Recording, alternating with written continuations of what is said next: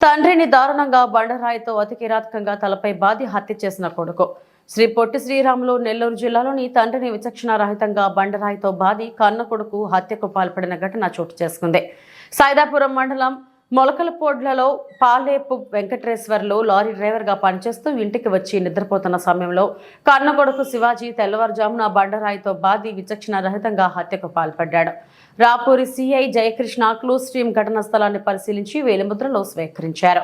కుటుంబ కలహాలతో తండ్రి వెంకటేశ్వర్లను విచక్షణారహితంగా బండరాయితో కుమారుడు శివాజీ హత్య చేశాడని రాపూర్ సిఐ జయకృష్ణ వివరాలు వెల్లడించారు. నిందితుడు శివాజీని అదుపులోకి తీసుకుని కేసు నమోదు చేసి దర్యాప్తు చేపడుతున్నట్లు సిఐ తెలిపారు.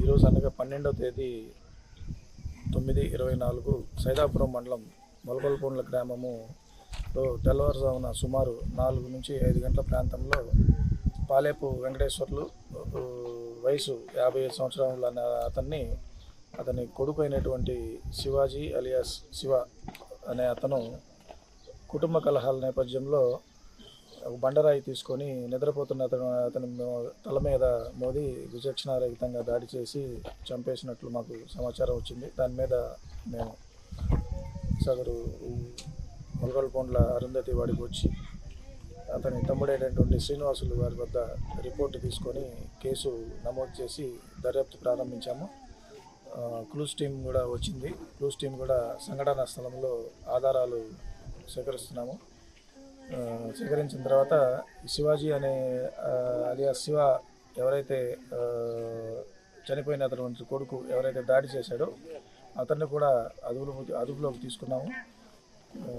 దర్యాప్తు చేసి చట్టపరంగా అతని మీద చర్యలు తీసుకోవడం జరుగుతుంది.